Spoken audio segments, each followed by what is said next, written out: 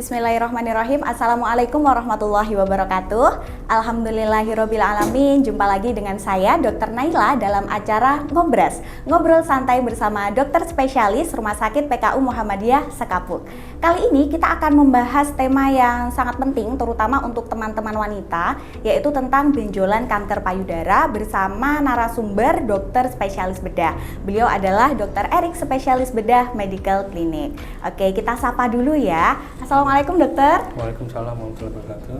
Ya, bagaimana dokter kabarnya siang ini dokter? Sehat, alhamdulillah. Sehat, alhamdulillah. Lagi sibuk banget nggak dok? Enggak, lumayan, biasa aja. Biasa sibuk ya dok ya. Oke, langsung aja nih dok. Kita akan membahas tema tentang benjolan kanker payudara.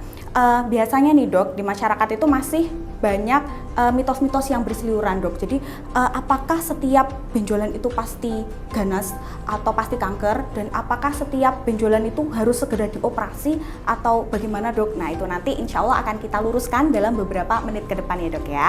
Oke, langsung aja dok. Pertanyaan yang pertama nih, apakah setiap benjolan itu pasti kanker dok?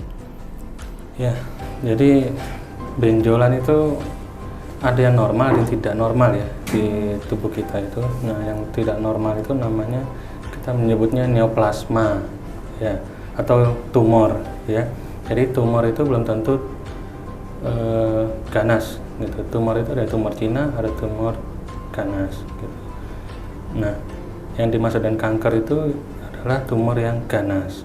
Nah, kanker payudara merupakan bagian dari salah satu tumor ganas itu tersebut, itu yang dikarenakan adanya kerusakan genetik dari sel di payudara tersebut ya, menyebabkan pertumbuhan sel itu menjadi tidak normal, tidak terkontrol gitu. Jadi selnya menjadi tidak normal dan tumbuh juga tidak terkontrol, seperti itu.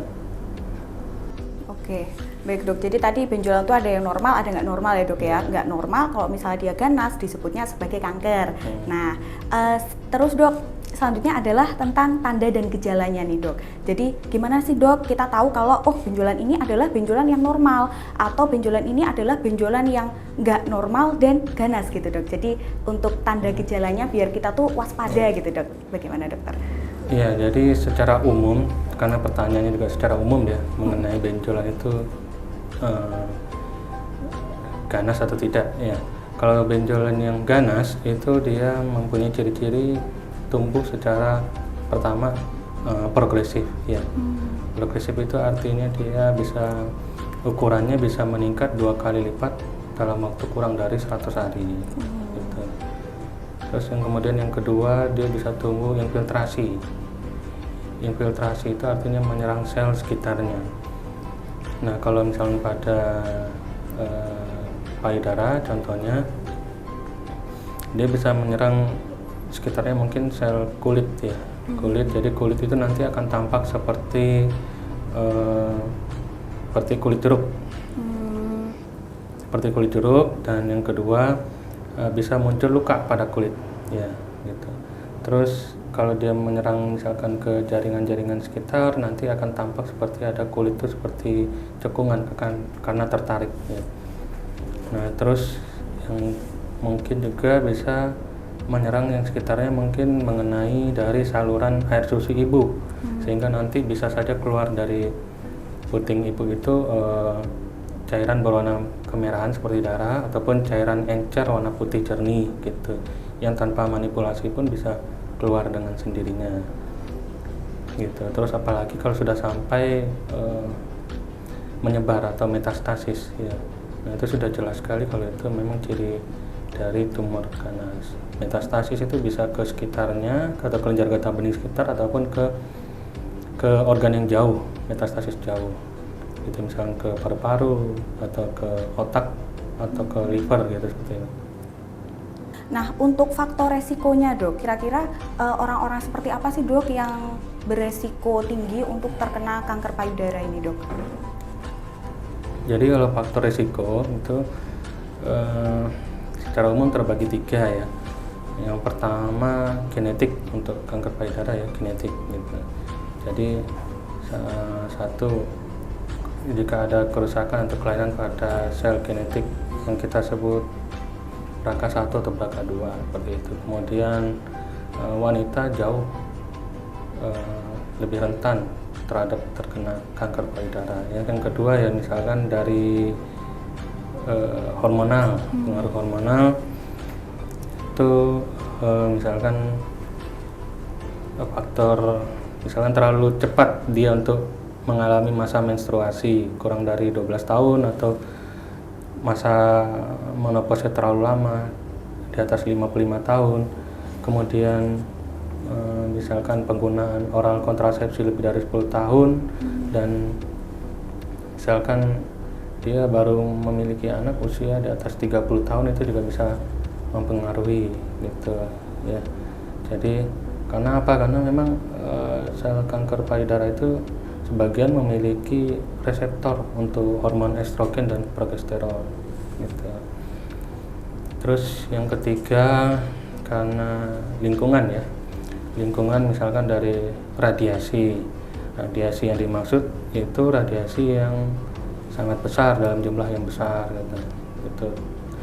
Nah, misalkan dia punya riwayat pernah mengalami pengobatan radioterapi terus dia apalagi selain radiasi mungkin dari faktor makanan.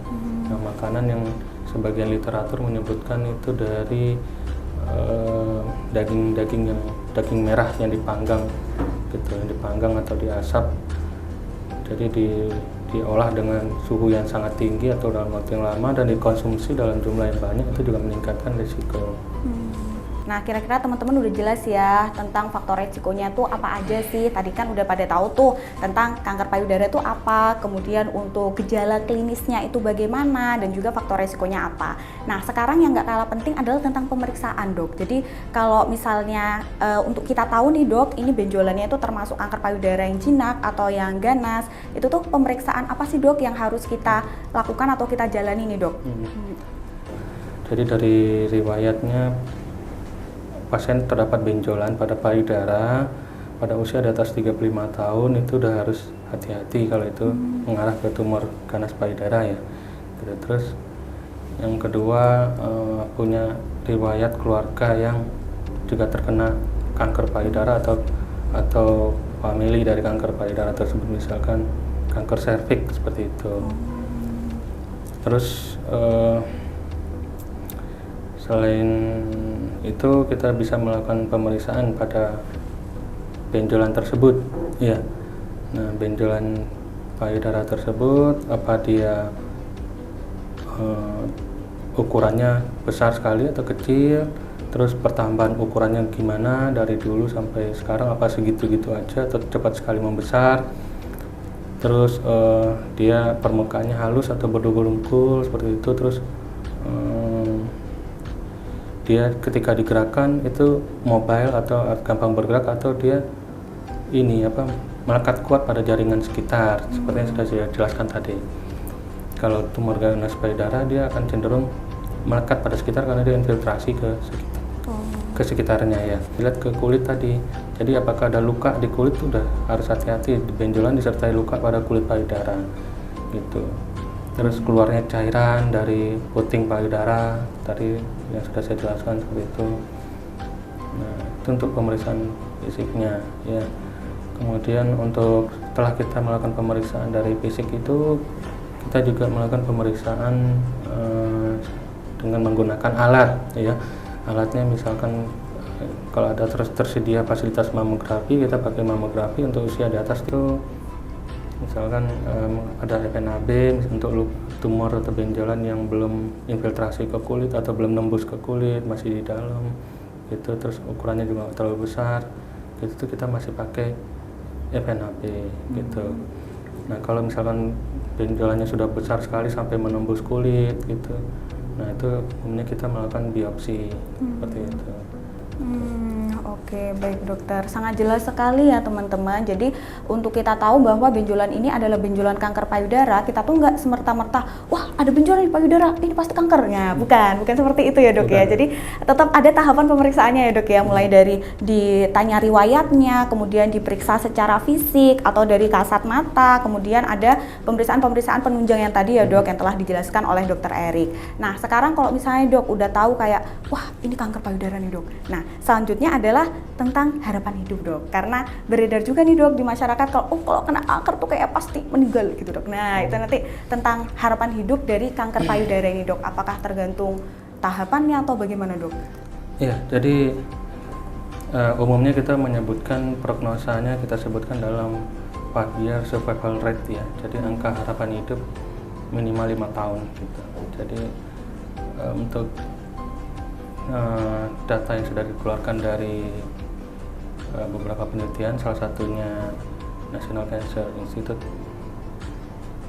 tahun 2001. Nah itu disebutkan bahwa jika dia masih terlokalisir, belum menyebar ke sekitar ataupun menyebar jauh, di angka harapan 5-year survival rate-nya itu berkisar 98% ya. Jadi hampir 100% gitu. Kalau misalkan dia sudah mengalami metastasis regional, artinya menyebar ke kelenjar getah bening sekitar, misalkan ke ketiak, itu berkisar 86%.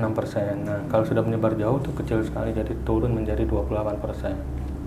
Kalau berdasarkan data berdasarkan stadium ya yang dikeluarkan jurnal dari The Scientist tahun 2019 bahwa stadium 1 itu angka harapan 5-year survival rate-nya 99% gitu. Nah, stadium 2 itu berkisar 92%, stadium 3 75 dan stadium 4 27% gitu. Jadi itu pentingnya kita untuk penemuan dini dan pengobatan atau terapi sedini mungkin.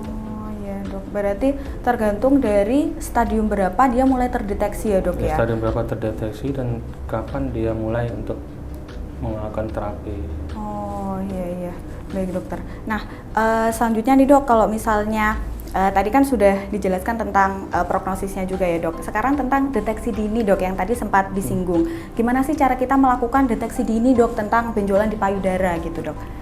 Jadi deteksi dini itu bisa dilakukan sendiri ya untuk wanita usia produktif di atas usia 20 tahun ke atas. Itu bisa melakukan pemeriksaan pada payudaranya di depan cermin pada saat mandi atau tidak, pokoknya bisa dilakukan di depan cermin. Nah, tangan bisa sambil diangkat atau ditaruh di ketiak, itu diperhatikan bentuk payudara yang kanan kiri itu simetris atau tidak gitu. Karena kalau ada tumor di situ pasti dia tidak simetris gitu. Terus yang kedua apakah ada tanda-tanda yang tadi, kulit yang cekung atau kulit seperti jeruk seperti itu gitu. Terus setelah dilihat kanan kiri baru dilakukan pemeriksaan perabaan. Perabaan bisa diraba dari dari luar ke dalam atau dari atas ke bawah atau dari